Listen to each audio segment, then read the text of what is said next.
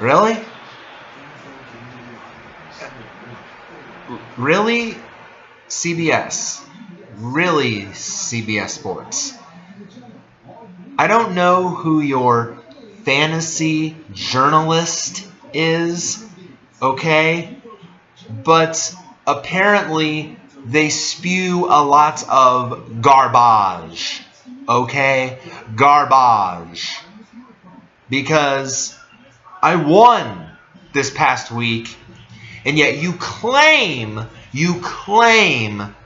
that I'm the worst game day coach in my league. Yeah.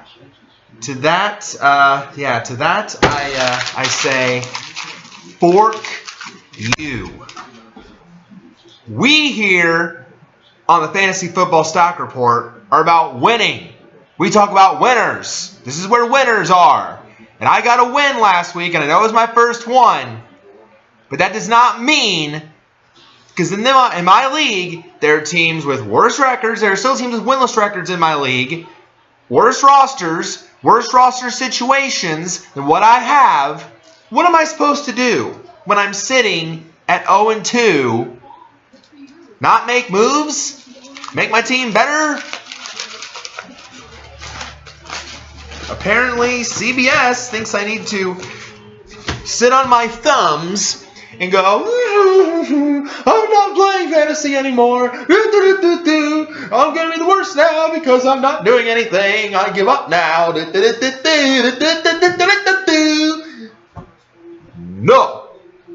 No. It's not how it works, CBS. We talk about winning, and we try to get you to be a winner. That's our job here at the Fantasy Football Stock Report. And that little mini rant is how I kick off the Week 4 preview. Hopefully you guys are in the same boat and you're winning. And some of you might have more wins than I do, and some of you might not. Some of you are still in that 1-2 situation, and it's okay. Because again, I've said it. No matter where you are at, you can still put your team in a really good position to win. And that is what we're trying to do again this week. Now, with Week 4 this week, this is when the bye weeks start. And this is kind of a big bye week in some respects, because Tennessee is on a bye week. So if you have, for example, Marcus Mariota, you're not going to have him this week, or Kendall Wright, or their few weapons there, or Bishop Sankey if you take a flyer on him. But it's also New England's bye week. So this week you won't have Tom Brady. You won't have Dion Lewis or LeGarrette Blount or Julian Edelman or Rob Gronkowski or Brandon LaFell or Stephen Gostkowski. Shall I go on? I mean, all the big-time names that are in the Patriots offense, you're not going to have them this week because they're on a bye. So we need to find some other options if you're in that position this week. So this is big. The bye weeks start. This is really where you need to find waiver wire gems for not only the week that your players have bye weeks, but also picking up players that can help your team long term. That's what it's all about. At this point, in the early part of the season, you're really only thinking about short term because you're looking at it on a week-to-week basis, seeing what the players that you drafted did and making moves and adjustments based on their performances. And I had to do that because my players that I drafted were not producing to start the season. When I have a week 1 that only puts up 37 points, and it's not my fault that my players don't produce, then I have to make moves. I have to make adjustments. So no, CBS, I'm not going to sit on my thumbs and base how am I the worst? Based on what? Your silly projections that usually never come to pass? I mean, I don't know what you're basing your data on, but it's kind of ridiculous when this past week I put up 105 points and blew out my opponent 105-49. So I don't know, what you're basing that on, but regardless, here is where we're trying to really shape our rosters. Here now is where we know now who we can rely on, we know now who we can start on a week-by-week basis, but also when these bye weeks come up, we need to be prepared and pick up players that we think are going to help us not only in the short term, but also in the long term as well, and get reliable depth at positions where we are weak at. So at this point, you should know where you're strong, where you're weak, all that. But we need really to figure out now, at least on a week-by-week basis, how our players are going to look each week. So this is where it's really, really critical. So We're going to look at this for Week 4. Kind of, though, the big story coming out of Week 3, and another big quarterback injury. We've had a lot of them this season, with Tony Romo being out with a broken clavicle, with Drew Brees being missing last week with the shoulder injury, and Jay Cutler with the hamstring. Now we've got Big Ben Roethlisberger, and actually that was very beneficial to me last week. My opponent had Big Ben, and even though it might not have got him a win in the end because my players were absolutely going off, he still might have made the score a lot more respectable than what it was. But he lost Big Ben in that game. The report is a sprained MCL, and that's not the worst part. The worst part is a severe bone bruise on his knee. So he's going to be out at least 4 to 6 weeks. Mike Vick is going to take control now of the Pittsburgh offense, and his first chance to really see what he can do with it is in tonight's Thursday night game against the Baltimore Ravens. Now, again, if you follow me on Twitter, I posted my thoughts on the Thursday night game tonight between the Ravens and the Steelers. Really, the only 3 guys that I really like as must-start options, at least in your skill player positions, are Le'Veon Bell, Antonio Brown, and Steve Smith of the Ravens. I really don't think that Bell and Brown are going to be affected by Big Ben's absence. The Steelers are obviously going to get Le'Veon Bell the ball because they know he can pound the rock and run, and the fact the Ravens are not exactly an elite defensive unit anymore. Plus the fact, Vic is always, I think Vic has said, or someone in the Steelers coaching staff said, they're still going to try to get the ball to Antonio Brown. They know he's their big-time weapon at wide receiver, so he's obviously a must-start option as well. And Steve Smith, you talk about a guy who's retiring at the end of the season. In Steve Smith, he has had back-to-back strong weeks, put up 30 points last week in a CBS league. I picked him up off of waivers as my number 3 wide receiver, replacing the inefficient Saints wide receiver in Brandon Coleman, and it paid huge dividends for my team. So I am starting Steve Smith with confidence tonight. I think he's the main option there in the Baltimore offense right now. And even if or when Brashad Perriman comes back, I still think Smith is going to be a focal point of that Ravens offense. So I'm not worried right now about that happening. In fact, Perriman had a setback with that knee recently, so who knows when it even sees the field this season. So for now, Smith is clearly the guy in the Ravens offense in terms of the receiving core. I think he's a very safe starting play going forward as long as he continues being hot, and I think you can definitely use him against Pittsburgh tonight. As for everyone else, I'm not thrilled with the options there. Flacco, obviously, as always, he's always been a solid QB2, nothing more, nothing less. So if a 2-quarterback league, or if you have, if you need someone to plug and play, I think Flacco is certainly a worthy option. For now, I'm only treating Vic as really a deep QB3 unless we really see what he can do in his first game running the Pittsburgh offense. But if you're desperate, if you're in a deep league, then and you play maybe 3 quarterbacks or need a late flyer play, maybe Vic's someone you take a chance on. Justin Forsett for me for the Ravens running back is more of an RB2. He's really been struggling of late, and even though the matchup seems ideal here, the Steelers defense again not as strong as it once was. I'm only looking at Forsett now as more of an RB2 option.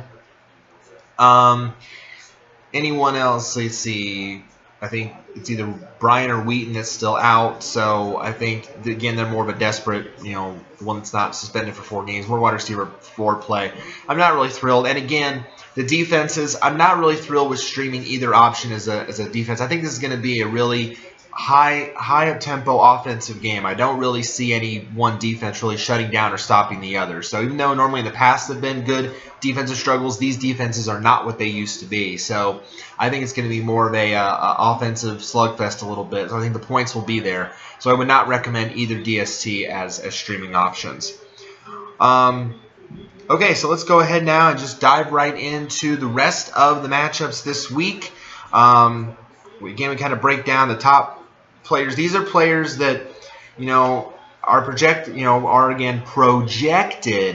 to do well this week, at least score 5 points or more. But again, I adjust all the time because I think that one match is better than another, or something to that effect. So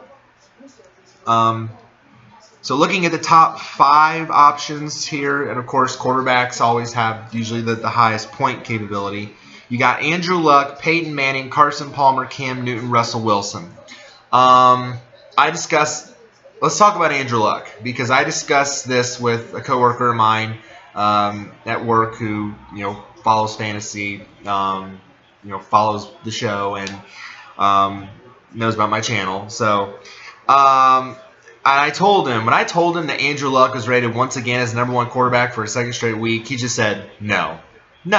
And I agree with that, because here's the thing about Andrew Luck, and see, for me being a Colts fan, this is hard. Okay, this is hard poo-pooing on Andrew Luck, but this is legit, because I'm also a realist. I know when to accept bad performances. The Colts were lucky, okay, to beat Tennessee last week. They were lucky. I mean, yes, the offense played a heck of a lot better than it has all season long, clearly. They played really, really well, even though Tennessee's defense not at the level of Buffalo and the Jets, obviously. So, yes, they were going to put up points. If they weren't, it would be a shock. But they were lucky to escape with that win against Tennessee. So, and apparently we've got injury gate. See what I did there? Injury gate, because there have been swirling rumors about Andrew Luck. What? Oh, he broke a rib, and then they deemed that was false. And then Chuck Pagano comes out and says, oh, now he's day-to-day with a shoulder issue. So what's his status? And, of course, they say day-to-day. Newsflash, we're all day-to-day. Okay? So it's like...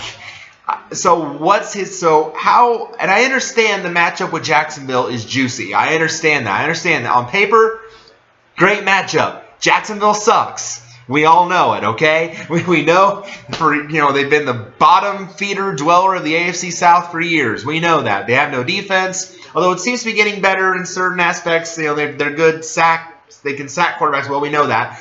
But they're still pretty bad, okay? We know this. This is a given. We know this. So how can you justify CBS rating him as the #1 quarterback for the week when I think there are two quarterbacks in that group that have much better matchups and are playing at a much higher level?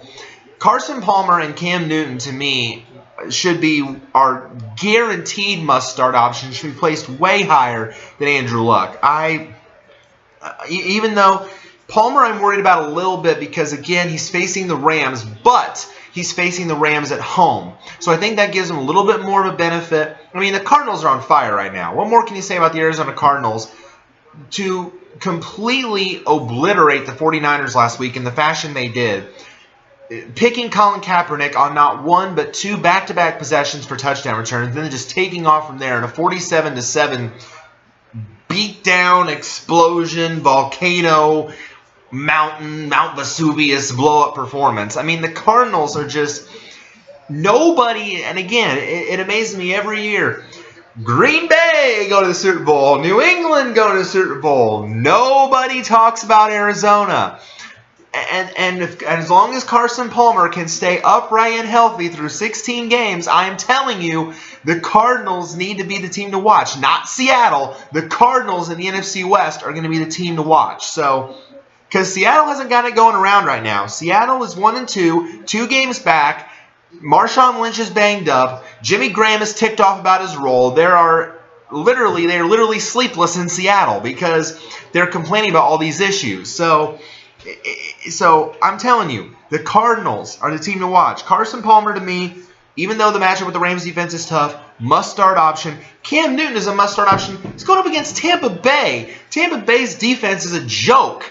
I mean, just an absolute joke. I mean, just terrible. To me, he should be much higher on the list. I would have that. I would rate them Palmer #1, Newton #2. Well, actually, because the matchup, I'd probably put Palmer 1A, Newton 1B. 1A, 1B, because it's that close between those two. But those two guys, for me, must-start options. Then I would put Andrew Luck #3 above Peyton Manning. And Manning, not a great matchup here either. Minnesota's defense very strong this year. So that's not a great, really, matchup for Peyton Manning either. But you can't really afford to sit Peyton Manning in most instances, so you're probably going to have to play him. For me, Luck and Manning, more of a borderline low 1, high QB2 because, again, of Luck's health situation and the matchup. So, for me, not great. Now, Russell Wilson, I got to say, I'm surprised that he's rated this high because yes, you're playing in Monday Night Football in primetime at home of the 12th man. So, yes, you're playing at home, and that's great. But you're playing Detroit. And Detroit's defense, while not the same as it's been in past years, is no slouch either. I mean, they played pretty darn well against Denver, to say the least. So, to me, that Seattle-Detroit game is going to be very much a defensive struggle. It's not going to be, I think, a very high-scoring game. I think it's going to be, maybe like field goals or like 9-6 or 12-6 or kind of like that Pittsburgh-St. Louis game last week was 12-6. I'm sensing something like that. I don't think there's going to be a lot of touchdowns in that Seattle-Detroit game. So I'm surprised that Russell Wilson is rated as high as he is. In fact, I would probably, the next 5 quarterbacks listed here, I would rate above Russell Wilson. Tyrod Taylor, absolutely. I picked up Tyrod Taylor off waivers in my league, and I'm starting him this week against the Giants. Tyrod Taylor, all Tyrod Taylor has done since he got the Bills starting job, plus 30-point performances in back-to-back weeks, had put up 34 in a loss to New England, and then put up 30 last week. And I benched him in favor of Mariota because Mariota had a better matchup with the Colts. Well, Mariota still put up 22 points for me, but Tyrod Taylor has been a monster of late. And as long as he keeps putting up that production, again, the Giants defense, nothing to write home about either. So, yeah, Tyrod Taylor for me, must start. Aaron Rodgers, again, who's he playing this week? San Francisco. San Francisco's defense has really had one good game this year, and that was against Minnesota, but only because Minnesota's offense was trying to throw and not run the ball with Adrian Peterson, really, and he got shut down completely. So Aaron Rodgers is on fire right now. No matter who he throws the ball to, he's connecting with James Jones, Randall Cobb, Ty Montgomery, Richard Rodgers is tight end. You Lacey out of the backfield. No matter who it is, Aaron Rodgers is hot, and I think I'd definitely put him above Russell Wilson. Andy Dalton. I never thought I'd put Andy Dalton above Russell Wilson, but I tell you what, the Cincinnati offense, absolutely insane right now. Him and A.J. Green just have that connection, and he's getting Marvin Jones involved, and he's got Gio Bernard out of the backfield, and all these weapons in Cincinnati. Andy Dalton is a solid QB1 this week against Kansas City, whose defense is nothing to write home about. So I would put him above Russell Wilson. Matt Ryan above Russell Wilson? Absolutely. Have you seen Matt Ryan and Julio Jones lately and the connection that they have? And oh, by the way, he's still got Roddy White. He's getting Leonard Hankerson involved. He's got a weapon in Freeman in the backfield. And playing Houston that only has really one defensive weapon in J.J. Watt? Heck yeah, you put Matt Ryan above Russell Wilson. Derek Carr. Derek freaking Carr. Absolutely. You know who the Raiders are playing this week? Chicago. You know what Chicago's defense is right now? Probably toward the bottom of the NFL. In every defensive statistic, their defense sucks. Derek Carr, for me, I never thought I'd write this next to Derek Carr. Want to see this? Next to Derek Carr's name. Must start option. Again, the Raiders, who I said a couple weeks ago were better than the Colts offense. And at the time it was true, but now the Colts are starting to come around. Maybe they're on even keel. Derek Carr, a must-start option against the Chicago Bears. Start your Raiders. The Bears are terrible. So yes, all 5 of those quarterbacks I would put ahead of Russell Wilson. And I know that might sound crazy to say, but you want to win. And sometimes you got to take risks. And I think any of those 5 quarterbacks would be a great move to play over Russell Wilson if you're facing that dilemma. Now the next 5, not so much. Now we're kind of digging into deeper territory. These next 5 are more quarterback 2 leagues, sleeper plays, anything like that. Next 5 are Joe Flacco, Sam Bradford, Ryan Tannehill, Phillip Rivers, Michael Vick. Your bust alert this week is Tannehill. Now, normally the Miami offense has been pretty strong in some games. Tannehill's finding a lot of weapons there in Miami with Jarvis Landry. He's getting Rashard Matthews involved, who's a nice pickup off waivers if you picked him up this week. Hopefully going to get the rookie Devontae Parker more involved now that his foot is healthy. So he's shown flashes. But this week, Miami's going up against the Jets. The Jets' defense is very strong. You know, Darrelle Revis is going to be on one of them. You know, Cromartie is going to be on one of them. So it's definitely a tough situation there. for Miami. So I would prefer any one of those 4 actually to Tannehill. The highest I'm on this week is probably Bradford. But again, we also have to make a disclaimer on here for this one reason. You need to monitor your Eagles and Washington players this week, okay? Because there are reports that there's a nasty hurricane out in the Caribbean right now that could make landfall on the East Coast and up into the D.C. area. That's Hurricane Joaquin. And something needs to be monitored very closely. The NFL is monitoring it. If that game gets postponed, you don't want to have players in your lineup on that game that might not get points for you. So just monitor that situation. If you've got Philly or Washington players on your roster you're thinking about normally starting or would start for that game, you want to monitor that. Monitor those forecasts. I know they're literally being a weather watcher for fantasy purposes, but monitor that for that matchup. But if they do end up playing the game, then I think Sam Bradford is probably the safest bet out of that bunch. Philly's offense looking like it's getting back to some normalcy. They actually looked pretty decent against the Jets last week in a tough matchup. They actually played quite well. So I like Sam Bradford as a borderline QB 1 or 2 for that matchup. Then I would say probably Flacco as a, again, solid QB 2, as I mentioned, for the game tonight against Pittsburgh. I like Rivers as a QB 2 against Cleveland. Cleveland might not have Joe Hayden for that game, so that's a big step for Keenan Allen for a weapon like Danny Woodhead out of the backfield. So with Cleveland being as banged up as they are, that's a good matchup for Rivers. Could be a good play also if you don't have Brady this week as well. And again, I talked about Michael Vick, and again, for me, more of a QB2 or QB3 based on, again, the fact that this is his first game, running the Pittsburgh offense at full speed, going up against Baltimore. So, but only really if you're really, really desperate at quarterback. Next 5, Ryan Fitzpatrick, Brandon Weeden, Alex Smith, Ryan Mallett, Jameis Winston.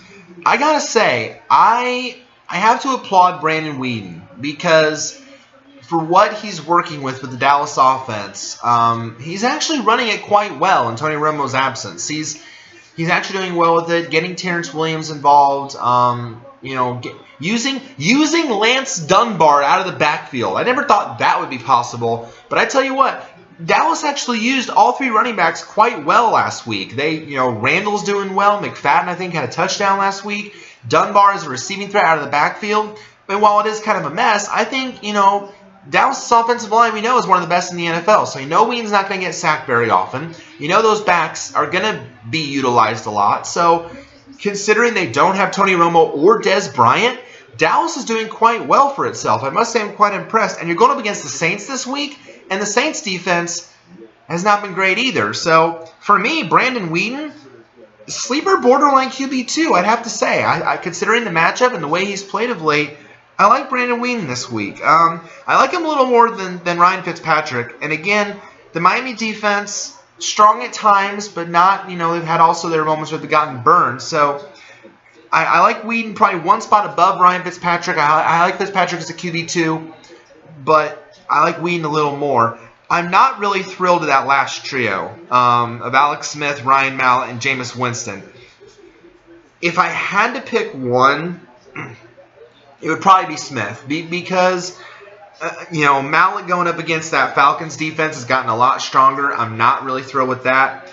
Winston against Carolina, that Panthers defense has been strong also, so I'm not really thrilled there. Now, Cincinnati's defense is also a tough matchup, but at least Alex Smith finally threw a touchdown to a receiver last week. The streak finally broke. It finally happened. The Chiefs finally threw a touchdown to a wide receiver.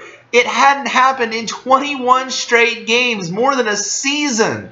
But that's what they brought Jerry Maclin in for, to have a receiving threat. So it finally, even though it was a short touchdown pass, because that's what Alex Smith is, he's a dink and dunk kind of guy, but it worked. And so if you had to pick one out of that mess, and literally that is a mess, I would prefer Smith. I would not prefer playing Mallett or Winston even in deep, deep leagues because of the tough matchup there. Next 5 guys: Colin Kaepernick, Jimmy Clausen, Julio Jones, Blake Bortles, Drew Brees. Well, I can tell you one thing. If you have Colin Kaepernick or Jimmy Clausen on your roster, it's probably time to cut bait because As we know, Kaepernick was horrible last week in the loss to Arizona. Clausen's not doing any better with the Bears offense. It's going to be the Matt Forte show. So yeah, I don't recommend playing either, especially not Kaepernick against Green Bay. And even though the Raiders' defense is nothing to write home about, you're not starting Jimmy Clausen against Oakland. It's just, no. Unless you're really, really, really like deep league, desperation, throw a dart at the wall, way off, bullseye kind of thing, no. Now, Julio Jones obviously must start against the Texans. That's a given. As I mentioned, him and Matt Ryan, buku insane right now. Out of Bortles and Breeze, you know what? Call me crazy, but Bortles might be a sleeper QB2 this week. A very deep sleeper if you're desperate. But, again, the Colts defense has been nothing to write home about. They've struggled at times this season, even though Jacksonville, not that great. If the Colts get up big, there's a garbage time possibility to get throws to Allen Robinson or Allen Hurns or those other weapons that Bortles has been connecting with in Jacksonville. So it's kind of a meh play. It's kind of a take a stab. And, throw the ball at the dunk tank and see if you hit. Again, throw the dart at the wall, or put the paper airplane in the air and see where it lands, or fly the drone, over wherever. See where if it lands on the right spot in the helipad or whatever. Just taking a shot in the dark. If you're really, really desperate for a quarterback, then maybe Bortles is your guy. Now, again, the question mark surrounding Breeze is his health and whether or not he is going to play this week. And while signs do point to Breeze potentially playing this week, the matchup against Dallas is a decent matchup. New Orleans receiving core is just really, really bad. I cut bait on Breeze. I'm sorry, I had to. He wasn't really producing that well. The banged up shoulder, and the fact is receiving core is just awful. I mean, just really, outside of Brandon Cooks, Colston's getting old. Brandon Coleman's not doing much of anything. Graham is gone. It's like, it just didn't work. It just really didn't work for me. So he's fallen on my radar. If he plays, he's more of a QB2. I really can't recommend him as a must-start anymore. I can't do it.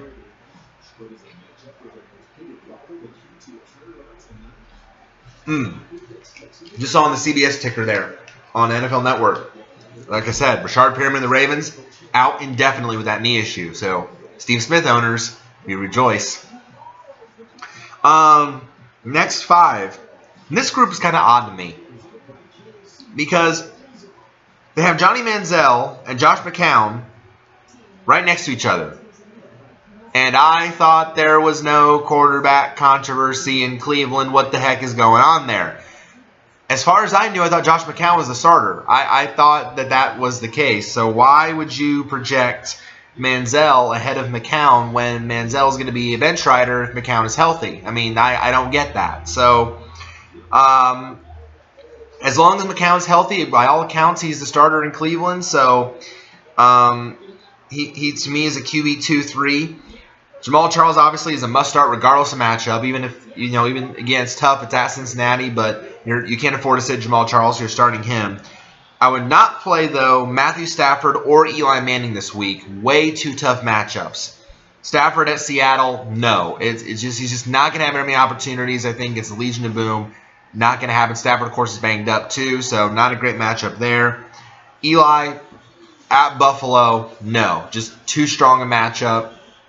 Only if you're like, again, really, really, really, really struggling at quarterback or desperate are you going to play these guys. They're not recommended starting options. Next 5, Latavius Murray, Teddy Bridgewater, Le'Veon Bell, Demaryius Thomas, Matt Forte. The safest bet there is Latavius Murray. Start your Raiders. Again, Bears, terrible. So Latavius Murray to me, must start RB1. Le'Veon Bell, I don't think he's going to suffer from Big Ben being out. He's a must-start in my book. Demaryius Thomas is a must-start regardless. Those 3 are your safe plays. With Forte, again, the Raiders' defense, it's going to be his show. What Jimmy Clausen throw? Exactly. They're not. So it's going to be the Matt Forte show. I think he's going to have a good week against Oakland. I think you can safely play him as an RB1 or an RB2. I would not play Teddy Bridgewater, though, against Denver. Again, number 1, the Denver defense is very tough. And number 2, the Minnesota offense lately has been the Adrian Peterson show. Bridgewater's done nothing to show that he's going to improve in the sophomore campaign this year. He's not getting his receivers involved like Charles Johnson and Mike Wallace. They're completely doing nothing. They're drop bull at this point. I dropped Bridgewater a long time ago. Drafted him my second QB thinking, okay, this is going to be his breakout year. It hasn't happened, so I would not recommend playing him against Denver. Next 5, Marshawn Lynch, Carlos Williams, Joseph Randle, A.J. Green, Larry Fitzgerald. There's 2 really safe options out of that group, and obviously that's Green and Fitzgerald. Regardless of matchup, those 2 are really safe bets, especially A.J. Green. The sick touchdown that he had last week, breaking out of like 2 Baltimore defenders to score that touchdown, absolutely ridiculous. Just shows you what a beast he is and a weapon for Andy Dalton at wide receiver. So A.J. Green, definitely a must-start regardless of matchup. And Larry Fitzgerald, we thought that the younger guys in Arizona would kind of take the reins, Michael Floyd and John Brown, and they would kind of take the reins and lead the Arizona receiving corps. Oh, how wrong we were. No, the vet still has it. Larry Fitzgerald is clearly still the main option in the Cardinals offense. Carson Palmer and him just have a strong rapport. And again, even with a tough matchup with St. Louis, must-start option as long as he continues his red-hot play. But now, let's talk about those running backs. Marshawn Lynch, Carlos Williams, Joseph Randle.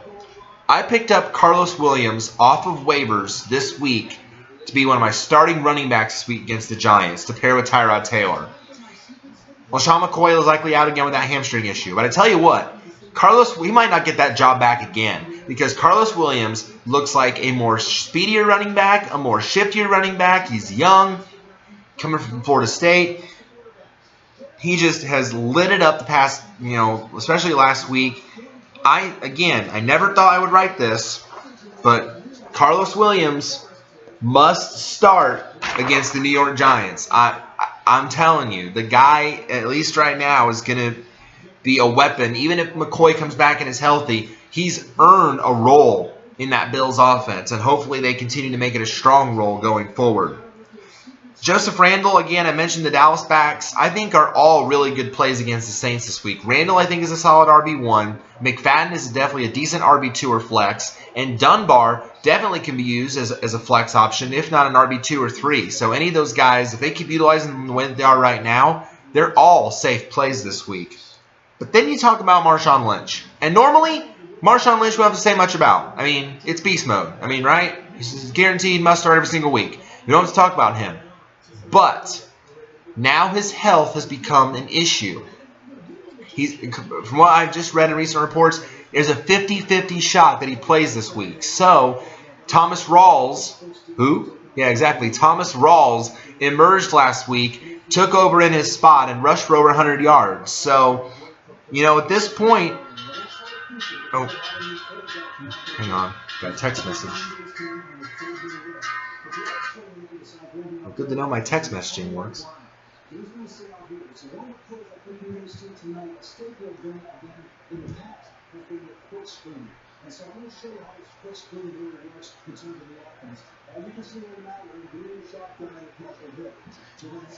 But anyway, so if you're a Lynch owner, you obviously got to be worried about what's going on there.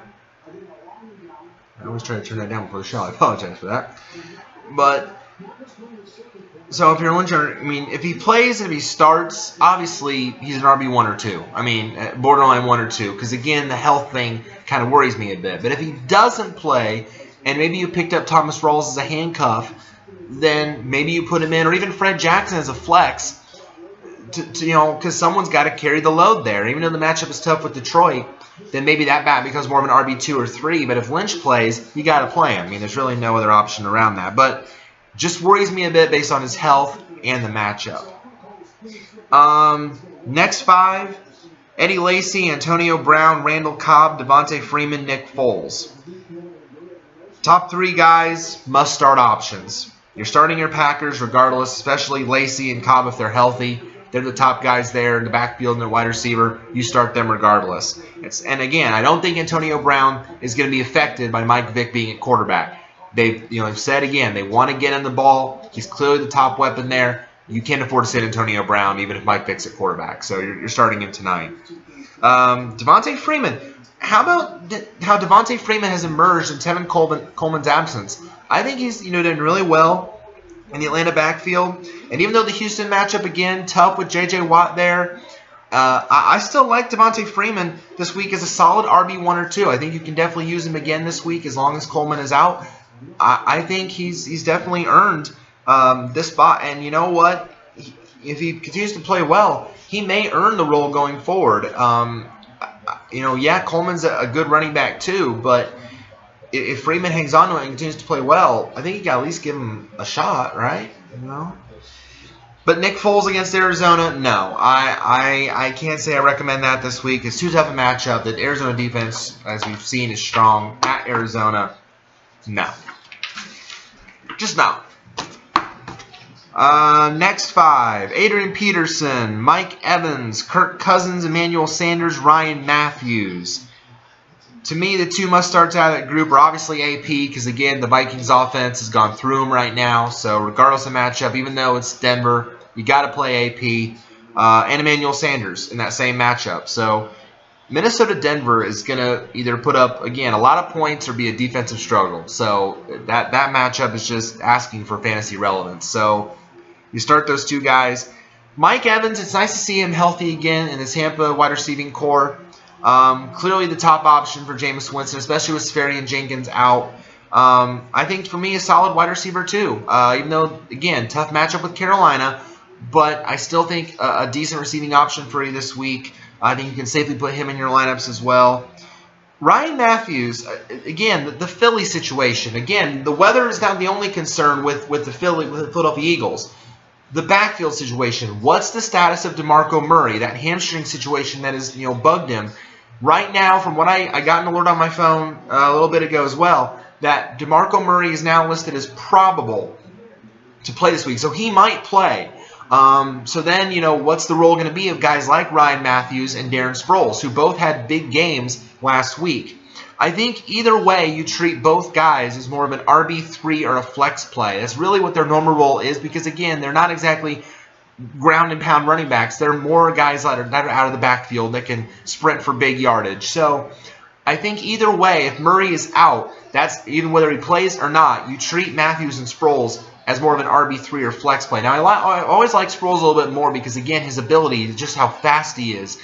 I've always been impressed with that from Darren Sproles. So I like his ability a little more than Ryan Matthews, but if Murray is out, then obviously each of them get a bump up in stock, literally, if Murray is out and if the game goes on as scheduled. Next 5, DeAndre Hopkins, Steve Smith, Jeremy Hill, C.J. Anderson, Arian Foster. I mentioned Steve Smith. He's a must-start going forward. Now that Perriman's out indefinitely, he's going to be the main option for a long time. So he's a must-start wide receiver too in my book. Jeremy Hill, regardless of matchup, you start Jeremy Hill. I know lately in some games Jeremy Hill has not been very impressive. He's had fumbling issues. He's struggled. He's been benched because of that for Gio Bernard. I understand that. But still, Cincinnati's got to rely on him in some respects. Gio Bernard cannot handle the rock by himself, I don't think. He, again, is more of a dual-threat running back, good for the passing downs. Jeremy Hill is the guy you want to have leading that rushing attack. So Kansas City, again, not a great defensive unit. So I think Jeremy Hill is still a safe play this week. I'd put Smith and Hill ahead of DeAndre Hopkins. DeAndre Hopkins, don't get me wrong, not a bad option, but again, going at Atlanta, tough defense on the road. Hopkins for me is not a must-start this week, more of a wide receiver 2. So again, not an elite option, but someone you can probably still put in your lineups if you're desperate. If I know there are better options for you. Obviously, you can't be thrilled with C.J. Anderson at this point. And I can relate because I drafted C.J. Anderson first round. He was my first-round draft pick. And let's just say it hadn't been fun watching him put up single-digit numbers every single week for 3 straight weeks. He scored 6. He's averaging 2 points a week. 2. You know what that gets you, C.J. Anderson? That gets you a seat, my friend, on the bench bus. Have a seat on the bench bus. Get comfy. Pull up your electric blanket. There's power strips all around. Put up a seat on the bench bus. Woo, woo. You know, put up a chair. You know, sit around next to Drew Brees and Mariota, who's on a bye this week. And oh, there's Brady in the background listening to his iPod or whatever, or hearing Giselle on his phone. You know, join the bench bus this week, or with the terrible Jaguars defense, or you know, whatever. Join us, won't you, on the bench bus this week, C.J. Anderson, because clearly you are doing nothing to validate your status as a first-round draft pick that many people relied on to put up numbers. Your bench, son. I'm starting Carlos Williams and Melvin Gordon over the likes of you.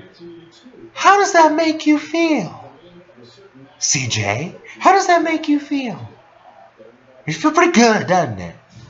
That Ronnie Hillman is in danger of potentially taking your job. You know, 2 weeks ago, I was pushing him off the screen, an invisible guy. No, you're not going to do that. You're not going to take over C.J. Anderson's job. And now it's like, I can't fend him off anymore.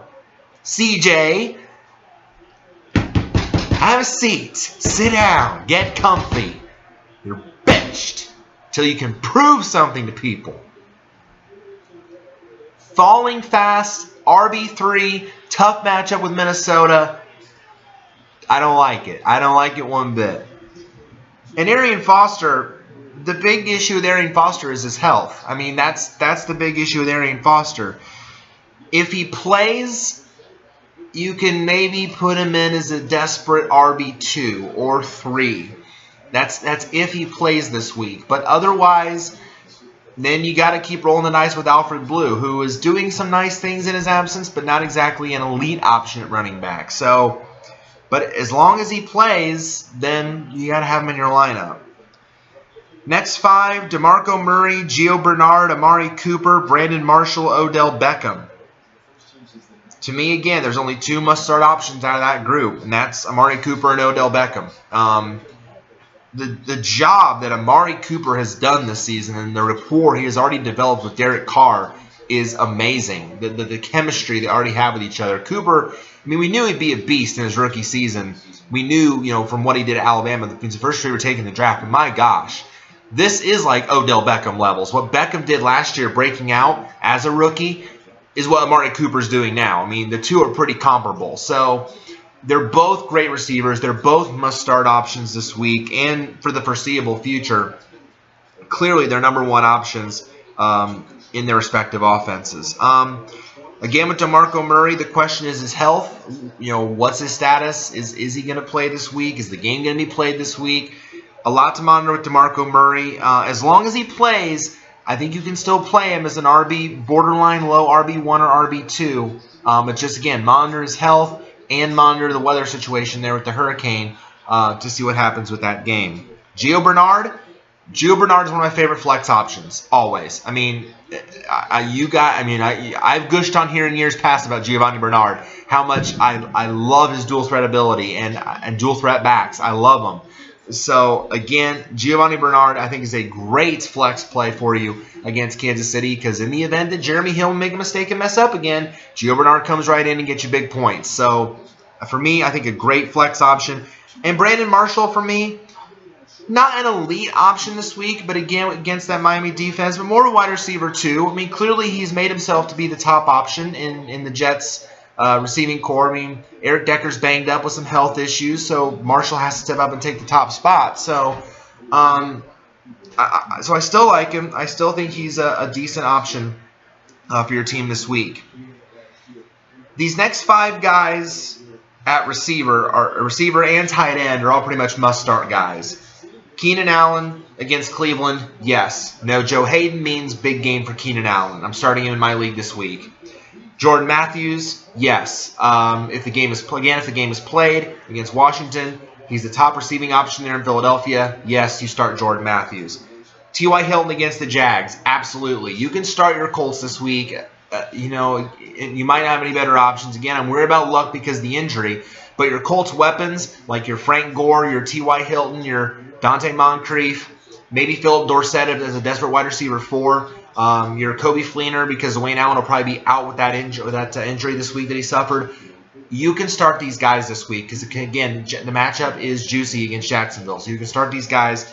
T.Y. Hilton for me, solid, at least wide receiver 2 option, if not a close borderline 1. And then the tight ends. Tyler Eifert, yes. Keep starting Tyler Eifert. Don't give up on Tyler Eifert just because he got the donut last week. I have Tyler Eifert as my tight end. He should have had a touchdown last week, but that stupid rule, Des Bryant and Calvin Johnson on the catch or no catch, took a touchdown off the board from him last week. Now, it may, again, it didn't really mean much to my team in the long run because, I already won. But still, you want to get all the points you possibly can. So, kind of bugged me, kind of hurt me a bit that I didn't get those points. But Tyler Eifert, yes, you started him as well. Greg Olsen against Tampa Bay, absolutely. Again, start your Panthers weapons this week. Start your Greg Olsen. Start your Cam Newton. Maybe you take a flyer on Ted Ginn. I picked up Ted Ginn off of waivers for depth, and he's clearly becoming the number 2 option in the receiving core there in Carolina. So he's kind of stepped up as now the main guy in Kelvin Benjamin's absence. We thought it was going to be Devin Funchess. Hasn't happened yet. It's been Ted Ginn. So you maybe take a flyer on a Ted Ginn to see what happens there. So any of those guys are good options this week for your fantasy team. Next 5. These 5 guys to me are all solid RB2s that can be played this week. Melvin Gordon, TJ Yeldon, Carlos Hyde, Mark Ingram, Chris Ivory. If I were to pick one favorite, and again, even though it's a little bit biased because he's on my team and I'm waiting for him to really break out, is Melvin Gordon. Melvin Gordon, hopefully this is the week he has a double-digit week. He hasn't had that yet. But hoping, that they get him more involved, they get him going on the ground. Again, Cleveland banged up, so hopefully this is a good week for him. This is a good week for TJ Yeldon. I know I'm not really big on TJ Yeldon, but the Colts run defense is terrible. So this could be a week where he could really have a decent week for you. I think solid numbers again from TJ Yeldon. Carlos Hyde, I think it's a solid RB2 in any matchup, even though you're going up against Green Bay. But I think you can definitely use Carlos Hyde, and you probably can't afford to sit Carlos Hyde either. Ingram, Saints got to run the ball. If Breeze doesn't go, or if he's limited, then you got to hand off to Mark Ingram. So I think still a solid play against Dallas. And I've always been high on Chris Ivory since he's played well this year. Again, tough matchup with Miami, so that's why he's rated so low here probably. But still, I think a decent RB2, RB3 play this week. Next 5, Alshon Jeffrey, Brandon Cooks, Amir Abdullah, Jimmy Graham, James Jones. I would rate James Jones above all those guys. I mean, the rapport, again, it's about developing a rapport with your quarterback and your receiver. Aaron Rodgers knows James Jones. He knows that he can thrive in the system. And when I saw that James Jones re-signed with Green Bay after getting cut by the Giants, I'm thinking, oh, here we go again. It's going to be a party in Green Bay because James Jones knows the system in Green Bay. He knows Aaron Rodgers. And all he does is score touchdowns. That's all James Jones does. All he does is he's like a touchdown machine. So for me, the only must-start out of that group is James Jones as a wide receiver 3. I think he's the safest play out of any of that bunch. I'd probably put him first out of that group. Then I would put probably Brandon Cooks just on a whim. Maybe he'll catch a touchdown, as a wide receiver 3. And then Alshon Jeffrey, depending on his health. But again, the Raiders' defense, not great. So again, a touchdown-dependent wide receiver 3 if Jimmy Clausen throws him a ball. But I'm not thrilled this week, again, because of the tough matchup with each other, and B, the fact that I think it's going to be a low-scoring game. Amir Abdullah and Jimmy Graham, I'm not thrilled with either. Even though Jimmy Graham got really, really involved last week, and that was nice to see for Seattle, it's a tougher matchup this week going against Detroit in a primetime game. It's going to be tough. So I think Detroit's really going to key in on him a bit. I see him as more of a tight end 2. You probably can't afford to sit Jimmy Graham. I understand that. But he's not. I don't think he's going to put up the elite numbers this week like we saw last week. And Amir Abdullah, I have Amir Abdullah on my roster, okay? And I love having that weapon on my roster. But for gosh sakes, Lions, you're not getting him involved enough. I mean, he's got to be the workhorse of your backfield. Yeah, Theo Riddick's a nice flex play and all, and a dual threat back. Whoopee. But, you know, you cannot rely on Joyke Bell. You cannot do it. He is banged up. He is hurt every single time. He doesn't have the speed. Amir Abdullah, you drafted Amir Abdullah to have the speed and the agility and the intensity and the tenacity. You know, speed, agility, intensity, tenacity, sate, if you will, to be the lead backfield guy. And you haven't done it yet. So it just stuns me that I can never start Amir Abdullah because the Lions don't give him the ball enough. So again, and the tough matchup doesn't help him here. He's more of an RB3 or a flex because tough matchup and the Lions don't trust him yet. Don't trust him. Then why'd you draft him? Put him somewhere else. Put him in Jacksonville. He would be. I tell you what, he'd be starting in Jacksonville for sure. I can tell you that much. Next 5. Calvin Johnson, Jonathan Stewart, Eric Decker, Steve Johnson, Andre Ellington. Jonathan Stewart's the best out of that bunch for me. To me, again, start your Panthers. Solid RB2 this week, in my opinion, with major upside. Definitely a safe play for me this week as well. Megatron, I have to start Megatron this week. I have no better option to wide receiver.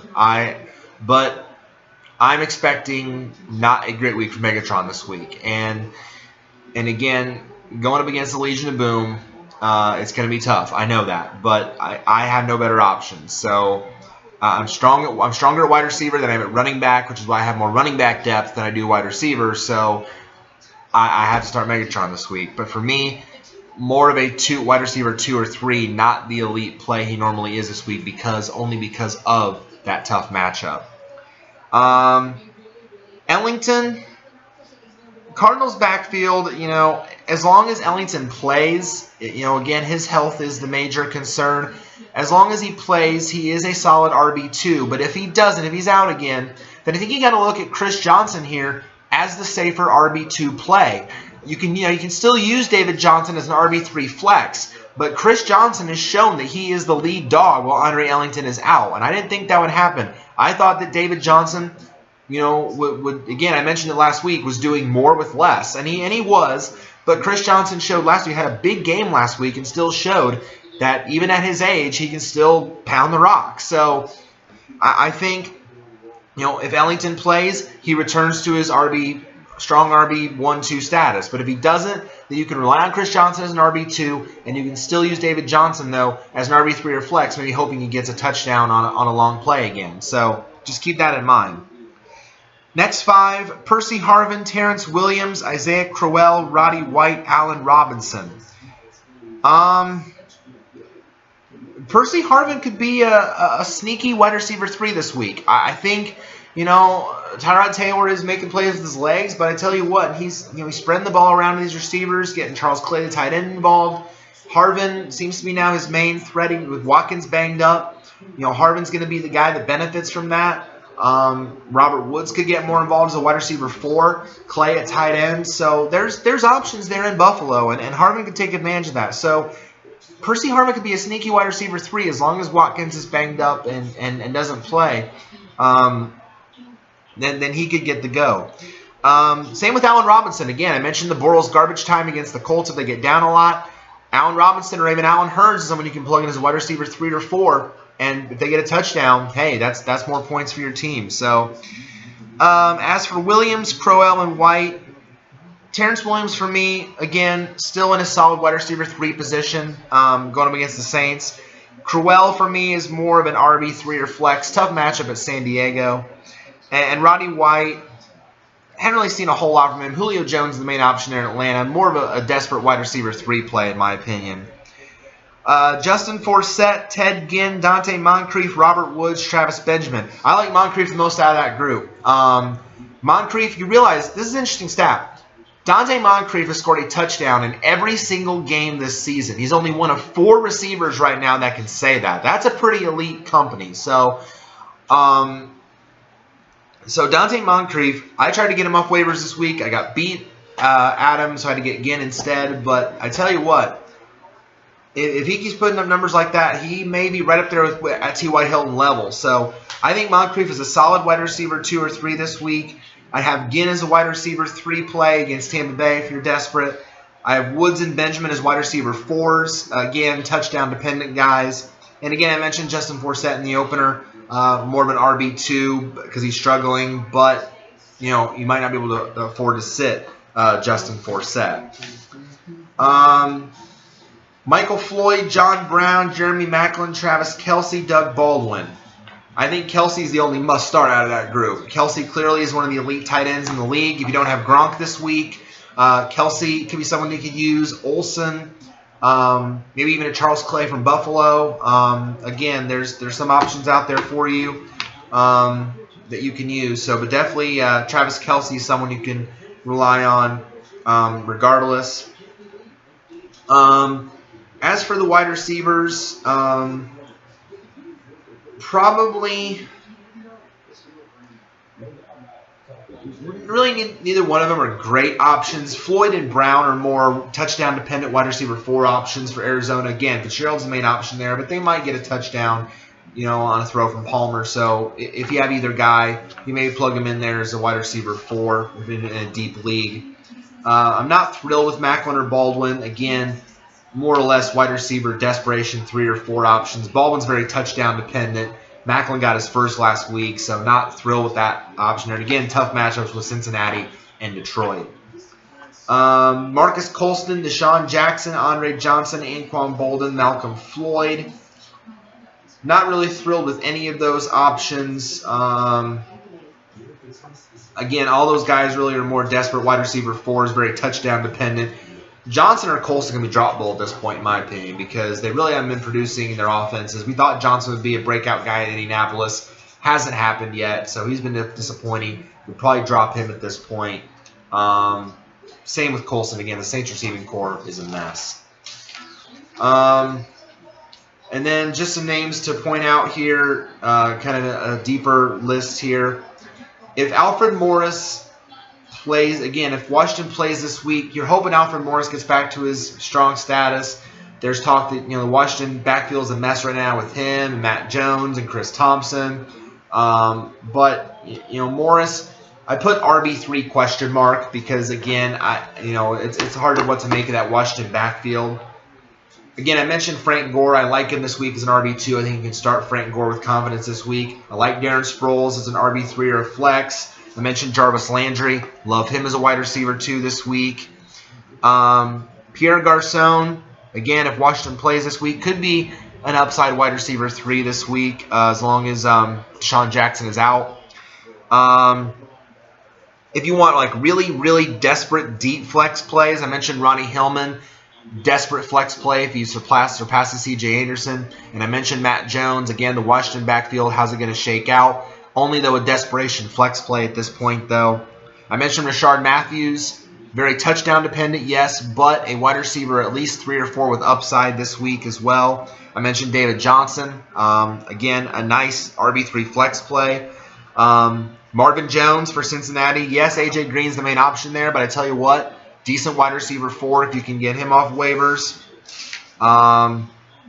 Now, Victor Cruz is on this list, but we have been told that Victor Cruz will be out this week. Victor Cruz for sure is out, so if you're relying on Victor Cruz yet to play yet, wait another week. Keep him stashed on your roster, on your bench, on the bench bus, because he will not be suiting up this week. I mentioned Allen Hurns, touchdown-dependent wide receiver 4. Michael Crabtree, I always mention the Raiders.